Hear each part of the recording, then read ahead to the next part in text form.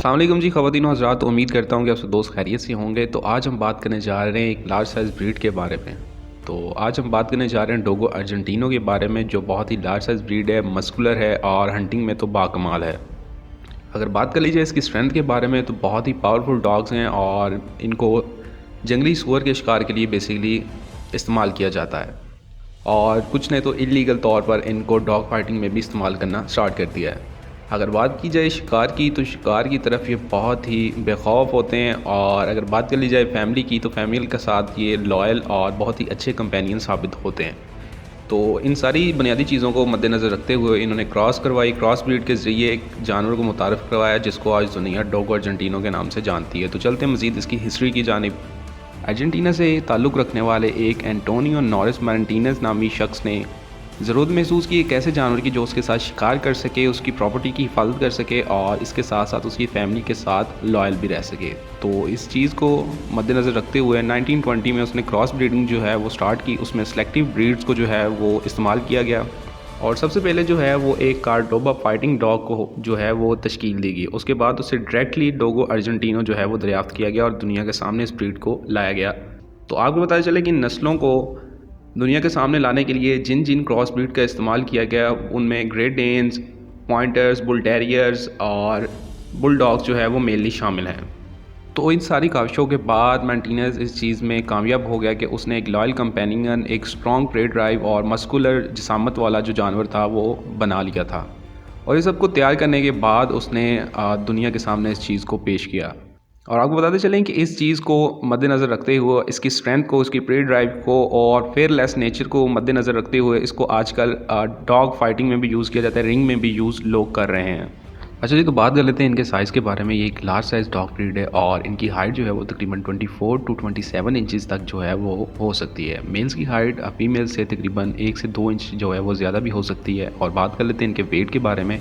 और अगर बात कर ली जाए इनके वेट के बारे में, तो इनका वेट जो है वो तकरीबन 40 टू 50 केजीज़ तक हो सकता है। और अगर बात कर ली जाए इनके हेड के बारे में, तो इनका हेड जो है अमेरिकन बुलडॉग और अमेरिकन पिटबुल टेरियर से मुशाबत रखता है। और ये जो मैंने आपको बातें बताई हैं, ये एक स्टैंडर्ड ब्रीड की बातें बताई हैं। डोगो अर्जेंटिनोज इससे बड़े भी हो सकते हैं, इससे छोटे भी हो सकते हैं, डिपेंड करता है उनकी किस कंट्री से बिलोंग कर रहे हैं, कहाँ पे ब्लड लाइन जो है वो उनकी वेरिएट कर रही है। अच्छा जी, तो बात कर ली जाए इनकी पर्सनैलिटी की, तो डोगो अर्जेंटिनो बहुत ही लॉयल ब्रीड हैं और बहुत ही हाई टेम्परामेंट के होते हैं। ये बहुत ही अच्छे फास्ट डॉग भी साबित हो सकते हैं। और बात कर ली जाए फैमिलीज़ की तरफ, तो बहुत ही अच्छे मुहाफ़िज़ साबित हो सकते हैं।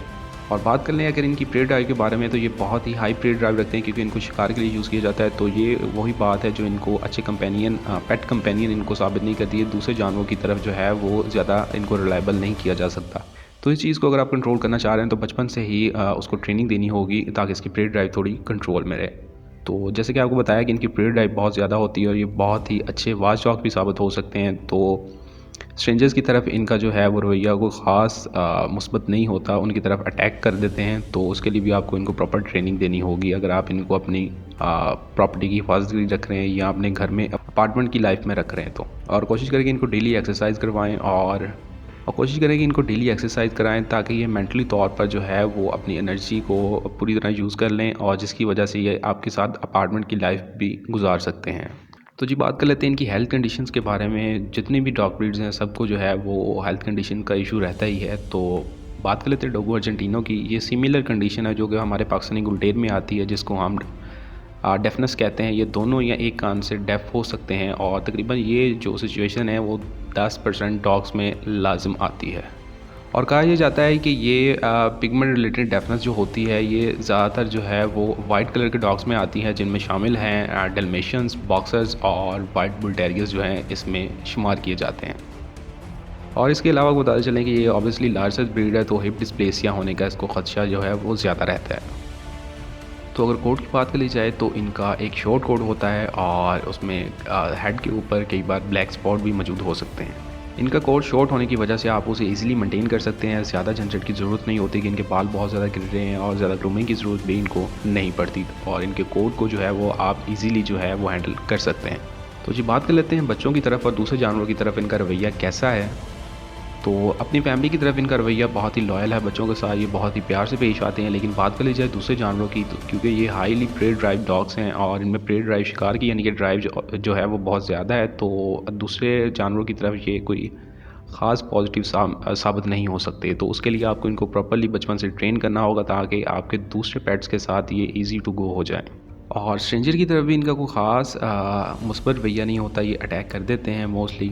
और क्योंकि ये शिकार के लिए यूज़ की जाते हैं, तो उसके लिए भी इनको प्रॉपर्ली ट्रेन करना होगा ताकि ये कंट्रोल में रहें। और दूसरी बात ये है कि जब भी इनको शिकार पे ले जाया जाता है, तो उसके लिए भी इन्हें बचपन से जो है वो इंटरेक्ट करवाया जाता है दूसरे जानवरों से अपने, ताकि ये पैक के साथ चल सकें एक अपने जानवरों के, और ये आपस में लड़ाई ना करने लग पड़े। तो उसके लिए भी इनको प्रॉपर्ली स्टार्ट से ही सोशलाइज़ किया जाता है, ट्रेन दी जाती है ताकि ये एक पैक की तरह चलें और जंगली सूअर का या किसी भी चीज़ का जो है वो शिकार करें जो कि इंसानों को नुकसान पहुंचा रही है। और वीडियो के इख्तिताम पर आपको बताते चलें कि डोगो अर्जेंटिनोस कई बार जो है वो पुलिस या मिलिट्री के साथ सर्च और रेस्क्यू ऑपरेशन में भी मौजूद रहे हैं। तो जी उम्मीद करता हूँ आज की वीडियो में आपको काफ़ी सारी इन्फॉर्मेशन जो है वो देखने, सुनने और जानने को मिली होगी। तो इंशाल्लाह मिलते हैं अगली वीडियो में, तब तक के लिए इजाज़त दीजिए जी, अल्लाह हाफ़िज़।